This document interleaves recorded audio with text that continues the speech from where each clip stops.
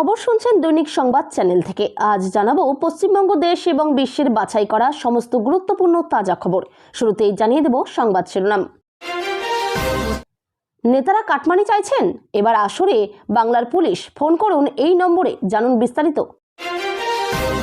SIR শুনানির শেষ দিনে তৃণমূলের হুলিগানিজম, শুভেন্দুর বিস্ফোরক অভিযোগ, তোলপাড় বাংলা। বাবার পথ চেয়ে বসেছিল দুই খুদে, ফিরল নিথর দেহ। বেঙ্গালুরুতে মর্মান্তিক মৃত্যু মুর্শিদাবাদের যুবকের। হাওড়া পুরসভা নির্বাচনের জট খুলছে, বিধানসভায় সংশোধনী বিল গৃহীত, ওয়ার্ড কি বাড়ছে। শেষ দিনে উত্তপ্ত বিধানসভা, সংখ্যালঘু মন্তব্যে অগ্নিমিত্রার বিরুদ্ধে আনা হলো নিন্দা প্রস্তাব। লক্ষ্মীর ভাণ্ডারের জন্যই জয় হবে মমতার, 2026-এর ভোটে বিরাট অঙ্কে জিতবে তৃণমূল কংগ্রেস। 3 বছর না হলে পঞ্চায়েতে আর অনাস্থা প্রস্তাব আনা যাবে না, বিধানসভায় সংশোধনী বিল পাস।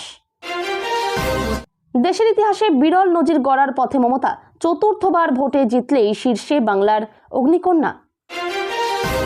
পিএম কিষাণের টাকা ঢুকতে পারে এই দিন, সুখবর এলো কোটি কোটি কৃষকের জন্য।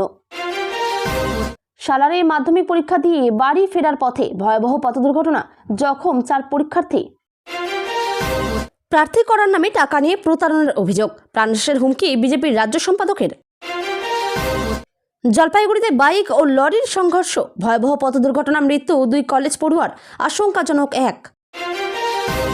কোনো হিংসা বরদাস্ত নয়, সিপির দায়িত্ব পেয়েই ভাঙ্গর থেকে জোরালো বার্তা সুপ্রতিম সরকারের।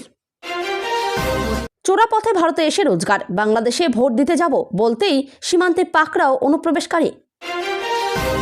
এনার্জি কমেছে, আর দাঁড়াতে চাই না, আসন্ন নির্বাচনে প্রার্থী হতে নারাজ চিরঞ্জিত। জুলাই অভ্যুত্থানের সময় বন্দী, বাংলাদেশের জেলে মৃত্যু হাসিনা সরকারের মন্ত্রী রমেশ চন্দ্র সেনের। ভাইরাল হওয়ার নেশা, গলায় দড়ি পরে ভিডিও করতে গিয়ে বেঘোরে মৃত্যু গৃহবধূর। 28 বছর পর শিবসেনার হাতছাড়া মুম্বাই, তৃণমূল স্তর থেকে উঠে আসা মহিলা কর্মীকে মেয়র করল বিজেপি। যুবসাথী চালু হলেও বন্ধ হবে না যুবশ্রী, বিরোধীদের অপপ্রচার উড়িয়ে ঘোষণা চন্দ্রিমার। রাতের অন্ধকারে জিয়াগঞ্জে বেআইনি কাজ, অরিজিৎ আমিরের, ফাঁস হওয়া সিসিটিভি ফুটেজে বিতর্ক তুঙ্গে। ডিজিটাল প্রতারণায় এবার ক্ষতিপূরণ পাবেন গ্রাহকরা, বড় পদক্ষেপ রিজার্ভ ব্যাংকের। এসআইআর শুনানিতে লাইনে দাঁড়িয়ে নথি জমা দিলেন গাজলের বিজেপি বিধায়ক। বিজেপি বিধায়ক হয়ে বিধানসভায় আসতে নারাজ, দলের বিরুদ্ধে ক্ষোভ প্রকাশ বিষ্ণু প্রসাদ শর্মার। নাবালককে ধাক্কা দিল সিদ্দিকুল্লাহ চৌধুরীর কনভয়, উত্তপ্ত বেলডাঙ্গা। থ্যালাসেমিয়া রোগে আক্রান্ত শিশু, ছুটে যায় পরিবার নন্দীগ্রামের সেবাশ্রয় ক্যাম্পে, বিরাট সাহায্য অভিষেকের। ডোমিসাইল সার্টিফিকেট গ্রহণযোগ্য, সুপ্রিম কোর্টে মুখ্যমন্ত্রীর সওয়ালের পর মান্যতা নির্বাচন কমিশনের। ওভারটেক করতে গিয়ে খড়গপুরে যাত্রীবাহী বাস উল্টে মৃত 1, জখম 15। অগ্নিমিত্রার মন্তব্যে বিধানসভায় স্বাধিকার ভঙ্গের নোটিশ, চাপে পড়ে ওয়াকআউট বিজেপির। বাংলায় নজির, ইউজিসি নেট পরীক্ষায় সারা দেশে প্রথম যাদবপুরের লোপামুদ্রা। বিধানসভা নির্বাচনে বাড়ি বাড়ি গিয়ে ভোটার স্লিপ দিতে হবে বিএলওদের, নয়া নির্দেশ কমিশনের। ইনকলাব মঞ্চের সদস্যদের উপরে গুলি চালানোর অভিযোগ অস্বীকার ইউনূস সরকারের। মেঘালয়ের বেআইনি কয়লা খনি বিস্ফোরণে বাড়ছে মৃতের সংখ্যা, 27 ছুঁল, এখনও চলছে উদ্ধার কাজ। মাধ্যমিক পরীক্ষার্থীদের জন্য বড়সড় ধাক্কা, মোবাইল নিয়ে ধরা পড়ায় বাতিল 19 জনের পরীক্ষা। আরজি করে 6 কোটি টাকার দুর্নীতির হদিশ, সন্দীপেরও 52 লক্ষ টাকার সম্পত্তি বাজেয়াপ্ত, বিবৃতি দিল ইডি। বক্তব্যের মাঝপথে মাইক বন্ধ করায় ক্ষোভে অধিবেশন ত্যাগ মন্ত্রী শোভন দেবের, অভিমান ভাঙাতে ঘরে গেলেন স্পিকার। 14 ফেব্রুয়ারি তো নয়, 21 তারিখের আগে চূড়ান্ত তালিকা প্রকাশ হওয়ার সম্ভাবনা নেই।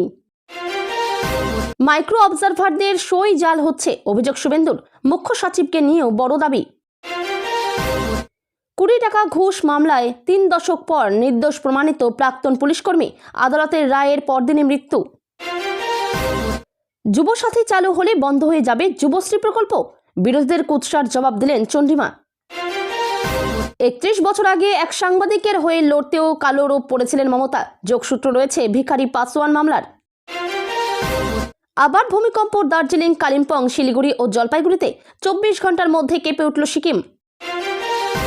এসআইআর শুনানির সময়সীমা বাড়ানোর জন্য দিল্লির কাছে আবেদন রাজ্যের মুখ্য নির্বাচনী আধিকারিকের। 3 বছর না হলে আনা যাবে না অনাস্থা, গৃহীত পশ্চিমবঙ্গ পঞ্চায়েত সংশোধনী বিল। মাঘের বঙ্গে আগামী 3 থেকে 4 দিন শীতের আমেজ বজায় থাকবে, কুয়াশার দাপট কমবে। জনবিচ্ছিন্ন বঙ্গ বিজেপি, ইস্তাহার বানাতে মানুষের রায় জানতে এবার drop box. BNP, Jamaat, NCP সহ বিভিন্ন দলের ইস্তেহার ভোটারদের কি বার্তা দিল? বিজেপিতে নাম লেখাচ্ছেন প্রসেনজিৎ, বাড়িতে সুকান্তর যাওয়া নিয়ে জল্পনা। অঙ্ক কি কঠিন, জোট পাটিগণিত মেলাতে আসরে বিমান বসু, বাম শরিকদের নিয়ে আলাদা বৈঠক।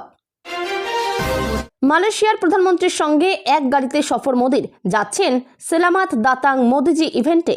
এতক্ষণ শুনছিলেন সংবাদ শিরোনাম, এখন আসছি বিস্তারিত খবরে। তার আগে ছোট্ট একটা অনুরোধ, চ্যানেলে নতুন হয়ে থাকলে চ্যানেলটি সাবস্ক্রাইব করবেন। সরকারি প্রকল্পে কাটমানি নেওয়ার অভিযোগ ঠেকানোর জন্য এবার বড় পদক্ষেপ নিল পূর্ব মেদিনীপুর জেলা পুলিশ।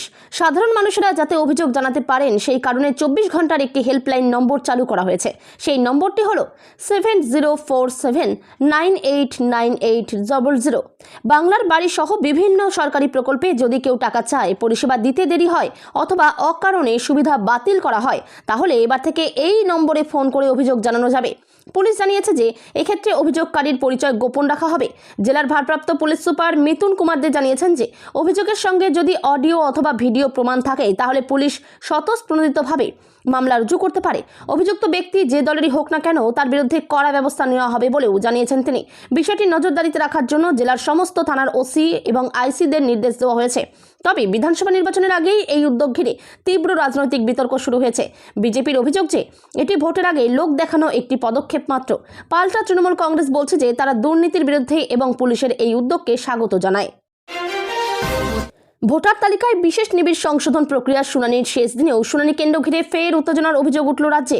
উত্তর 24 পরগনার বাদুড়িয়া ব্লক অফিসে এসআইআর শুনানির সময় তৃণমূল কংগ্রেসের সমর্থকদের বিরুদ্ধে হুলিগানিজম এর অভিযোগ তুললেন রাজ্য বিধানসভার বিরোধী দলনেতা শুভেন্দু অধিকারী।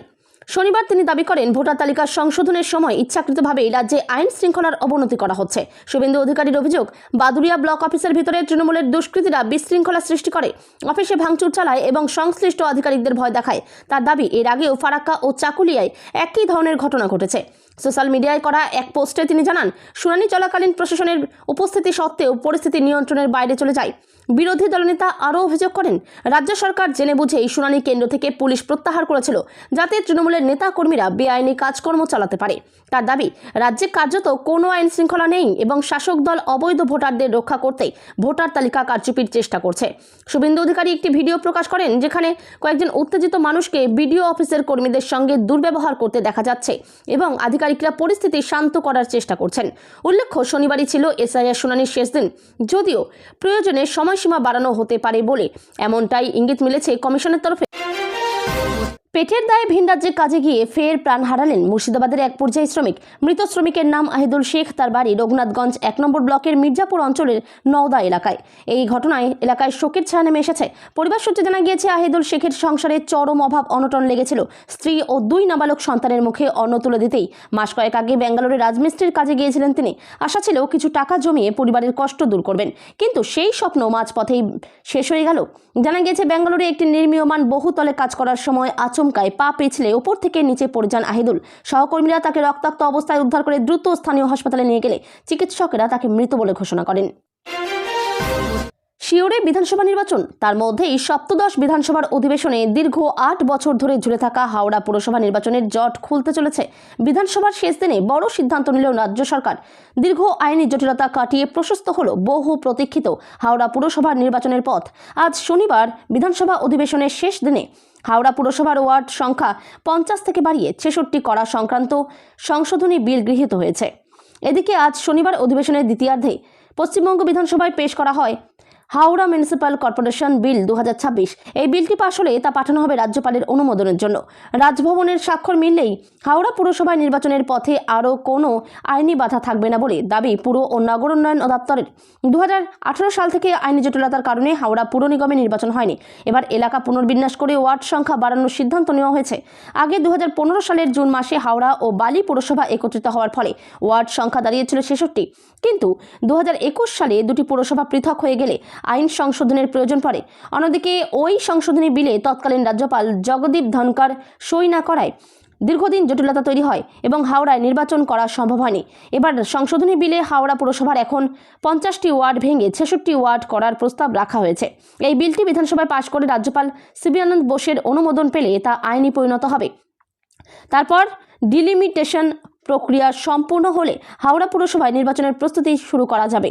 হাওড়া পুর নিগমের নির্বাচন শেষবার হয়েছিল 2013 সালে। নির্ধারিত সময় অনুযায়ী সবকিছু ঠিকঠাক এগোলে আগামী এপ্রিল মাসেই বাংলায় বিধানসভা নির্বাচন। সেই নির্বাচনের আগে রাজ্য বিধানসভার শেষ অধিবেশনের শেষ দিনেও উত্তপ্ত বিধানসভা। গত কয়েকদিনে একাধিক ইস্যুতে উত্তাল হয়েছে বিধানসভা। শেষ দিনেও সেই একই ধারা বজায় রইল। এদিন বিধানসভায় অগ্নিমিত্রা পালের মন্তব্যের প্রেক্ষিতে নিন্দা প্রস্তাব আনে তৃণমূল কংগ্রেস। পাশাপাশি বিজেপি বিধায়কের বিরুদ্ধে স্বাধিকার ভঙ্গের নোটিশ পেশ করেন মন্ত্রী শোভনদেব চট্টোপাধ্যায়। শনিবার বিজেপি বিধায়কের বিরুদ্ধে নিন্দা প্রস্তাব পেশের অনুমতি দিলেন অধ্যক্ষ বিমান বন্দ্যোপাধ্যায়। সংসদ বিষয়ক মন্ত্রী শোভনদেব চট্টোপাধ্যায়কে এই প্রস্তাব আনার অনুমতি দেন বিধানসভার অধ্যক্ষ। অন্তর্বর্তী বাজেটে মাদ্রাসার জন্য তহবিল বরাদ্দ নিয়ে অগ্নিমিত্রা পালের মন্তব্যকে কেন্দ্র করেই এই বিতর্কের সূত্রপাত। এদিন অধিবেশন শুরু হতেই অধ্যক্ষ জানান, শুক্রবার ভোট অন অ্যাকাউন্টের উপর আলোচনার সময় বিজেপি বিধায়ক অগ্নিমিত্রা পাল সংখ্যালঘু সম্প্রদায়ের একটি অংশকে উদ্দেশ্য করে আপত্তিকর মন্তব্য করেছেন বলে অভিযোগ উঠেছে। সেই কারণেই শোভনদেব চট্টোপাধ্যায়কে নিন্দা প্রস্তাব আনার অনুমতি দেওয়া হচ্ছে। অধ্যক্ষ বিমান বন্দ্যোপাধ্যায় বলেন, শোভনদেব চট্টোপাধ্যায় একাধিক সিনিয়র বিধায়কের স্বাক্ষর সহ একটি চিঠিতে অভিযোগ জানিয়েছেন যে অগ্নিমিত্রা পালের বক্তব্য দেশের ধর্ম নিরপেক্ষ চেতনা এবং বিধানসভার মর্যাদার পরিপন্থী। তিনি আরও বলেন, আগের দিন স্পষ্ট করে জানিয়ে দেওয়া হয়েছিল যে এই ধরনের মন্তব্য বরদাস্ত করা হবে না। অধ্যক্ষের কথায় শোভনদেব চট্টোপাধ্যায় ও অন্যান্য বিধায়করা এই বিষয়ে ব্যবস্থা নেওয়ার দাবি জানিয়েছেন এবং বিষয়টি তার বিবেচনাধীন রয়েছে। চিঠিতে দাবি করা হয়েছে, অগ্নিমিত্রা পাল বলেছেন যে মাদ্রাসা শিক্ষায় অর্থ ব্যয় করা মানে সংখ্যালঘু সম্প্রদায়ের একাংশের অসামাজিক কার্যকলাপে মদত দেওয়া। এই মন্তব্যকে ঘৃণামূলক ও অত্যন্ত বিপজ্জনক বলে উল্লেখ করে তার বিরুদ্ধে দৃষ্টান্তমূলক পদক্ষেপের দাবি জানানো হয়েছে। লক্ষ্মীর ভাণ্ডারের জন্যই জয় হবে মমতার। 26-এর ভোটে বিরাট অঙ্কে জিতবে তৃণমূল কংগ্রেস। 26-এর ভোটে জয় হবে মমতা বন্দ্যোপাধ্যায়ের এবং তার একমাত্র কারণ লক্ষ্মীর ভাণ্ডার। দিদি জিতবে বিধানসভা ভোটে। ফের লক্ষ্মীর ভাণ্ডারে 500 টাকা বাড়িয়ে দিয়েছেন মমতা বন্দ্যোপাধ্যায়। সব মিলিয়ে প্রায় 1500 টাকা করে মাসে মাসে পাবেন বাংলা মেয়ে ও মায়েরা। তপশিলি উপজাতির মায়েরা পাবেন মাসিক 1700 টাকা। ভোটের আগে দুর্দান্ত ঘোষণা করলেন বাংলার মুখ্যমন্ত্রী, আর তাতেই খুশিতে ফেটে পড়ছেন বাংলার অসংখ্য মহিলা। পাঁশকুড়া গ্রামের এক মহিলা যিনি বর্তমানে কলকাতায় গৃহকর্মী হিসেবে কাজ করেন। এশিয়ানেট নিউজ বাংলার তরফে লক্ষ্মীর ভাণ্ডার প্রসঙ্গে জিজ্ঞাসা করা হলে সে জানায়, এই টাকা খুবই কাজে লাগে। জিনিয়া আরও বলে, আমরা 3 মামেই এই টাকা পাই, অনেকটা উপকার হয় আমাদের। ওখানে সবাই দিদিকেই ভোট দিবে বলে। আর চাকরি, এই তো আমি খাটছি, ওরাও লোকের ঘরে খাটছে, কিন্তু এই টাকা তো ঠিকই ঢুকছে, দিদি ছাড়া হতলাই। শিওরে বিধানসভা নির্বাচন, তার মধ্যেই সপ্তদশ বিধানসভার অধিবেশনের শেষ দিনে তাৎপর্যপূর্ণ সিদ্ধান্ত নিল রাজ্য সরকার। পঞ্চায়েত দপ্তরের একটি সংশোধনী বিল এবার পাশ হলো বিধানসভায়। এই বিল অনুযায়ী কোনো পঞ্চায়েত গঠনের অন্তত 3 বছর না হলে আর অনাস্থা প্রস্তাব আনা যাবে না। কারণ এমন অনাস্থা প্রস্তাব আনলে পঞ্চায়েতের কাঠামো দুর্বল হয়ে পড়ে, সাধারণ মানুষ পরিষেবা থেকে বঞ্চিত হন। তবে আগে এই সময়টা 1 বছর, 2015 সালে সেটাই বাড়িয়ে 2.5 বছর করা হয়, আর আজ শনিবার সেটা বাড়িয়ে 3 বছর করা হলো। এদিকে এই সংশোধনী বিল নিয়ে রাজ্যের দাবি, বারবার অনাস্থা প্রস্তাব এনে পঞ্চায়েত স্তরে অচলাবস্থা তৈরি করা হয়, আর তার জেরে যে প্রশাসনিক অস্থিরতা তৈরি হয় তাতে সমস্যায় পড়েন সাধারণ মানুষ। এটার অবসান ঘটাতেই এমন পদক্ষেপ করা হলো। এই পদক্ষেপের ফলে পঞ্চায়েতগুলির কার্যকালের স্থায়িত্ব বাড়বে এবং পরিষেবা প্রদান ও উন্নয়নমূলক কাজ সর্বস্তরে পৌঁছে দেওয়া সম্ভব হবে। এই সংশোধনী বিলের নতুন নিয়ম অনুযায়ী গ্রাম পঞ্চায়েতের প্রধান ও উপপ্রধান, পঞ্চায়েত সমিতিতে সভাপতি ও সহকারী সভাপতি এবং জেলা পরিষদে সভাধিপতি ও সহকারী সভাধিপতিদের বিরুদ্ধে গঠনের প্রথম 3 বছরে আর অনাস্থা আনা যাবে না। আজ বিধানসভার শেষ অধিবেশনের এই সংশোধনী পেশ করেন রাজ্যের পঞ্চায়েত মন্ত্রী প্রদীপ মজুমদার। অন্যদিকে বিধানসভার শেষ অধিবেশনে ধন্যবাদ জ্ঞাপন পর্বে বক্তব্য রাখতে গিয়ে মন্ত্রী অরূপ বিশ্বাস বলেন, এই সংশোধনী বিল নিয়ে বিরোধীরা সঠিক প্রশ্ন তুলতে না পারায় সরকার পক্ষকে বিব্রত করার কোনো সুযোগই পায়নি।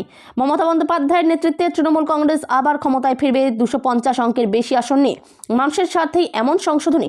কয়েক বছর ধরে দেখা গিয়েছে একাধিক পঞ্চায়েতে অনাস্থা প্রস্তাব নিয়ে এসে অচলাবস্থা তৈরি করা হয়েছিল, তাতে সাধারণ মানুষ পরিষেবা না পেয়ে বিপাকে পড়েন। সেই সমস্যা কাটাতেই এবার এমন সংশোধনী নিয়ে আসা হলো। সামনেই বিধানসভা নির্বাচন। বঙ্গ রাজনীতিতে এখন বড় প্রশ্ন, মমতা বন্দ্যোপাধ্যায়কে চতুর্থবারের জন্য ভোটে জিতে দেশের দীর্ঘমেয়াদী মহিলা মুখ্যমন্ত্রীর তকমা ছিনিয়ে ইতিহাস গড়তে চলেছেন। আসন্ন বিধানসভা নির্বাচনে জয়ী হলে তিনিই হবেন দেশের সবচেয়ে দীর্ঘমেয়াদী মহিলা মুখ্যমন্ত্রী। উল্লেখ্য, দিল্লির প্রাক্তন মুখ্যমন্ত্রী শীলা দীক্ষিত এর আগে টানা 15 বছর 25 দিন মুখ্যমন্ত্রীর কুর্সিতে বসে দীর্ঘমেয়াদী মহিলা মুখ্যমন্ত্রী হিসেবে রেকর্ড করেন। এখন সেই রেকর্ডও কি এবার ভেঙে দেবেন বাংলার অগ্নিকন্যা মমতা বন্দ্যোপাধ্যায়? তবে এই লড়াই আগের তুলনায় যে অনেকটাই কঠিন তা মানছেন রাজনৈতিক বিশ্লেষকরাও। বর্তমানে তৃতীয় মেয়াদে মুখ্যমন্ত্রী পদে রয়েছেন মমতা বন্দ্যোপাধ্যায়। 2011 সালে দীর্ঘ 34 বছরের বামফ্রন্ট শাসনের অবসান ঘটিয়ে ক্ষমতায় আসে তৃণমূল কংগ্রেস। এরপর টানা 3টি নির্বাচনে জয় পেয়ে রাজ্যে নিজের আধিপত্য বজায় রেখেছেন মমতা। বিজেপির উত্থান এবং মোদী সুনামিকে কার্যত রুখে দিয়ে বাংলার নিজেদের দুর্গ ধরে রেখেছে তৃণমূল। 2021 সালের বিধানসভা নির্বাচনে তৃণমূল পেয়েছিল প্রায় 49% ভোট। তবে এই ভোটের প্রায় 30% ছিল মুসলিম ভোট, অর্থাৎ 70% হিন্দু ভোটের মধ্যে মমতার প্রাপ্তি ছিল মাত্র 19%। সেই নির্বাচনে বিজেপি সর্বশক্তি প্রয়োগ করলেও শেষ পর্যন্ত 77টি আসনে আটকে যায়। তৃণমূল সরকার গঠন করে, যদিও আসন সংখ্যা আগের তুলনায় কমে যায়। ধানমন্ত্রী কিষাণ সম্মান নিধি যোজনার আওতায় দেশের লক্ষ লক্ষ কৃষক বার্ষিক 6,000 আর্থিক সহায়তা পান।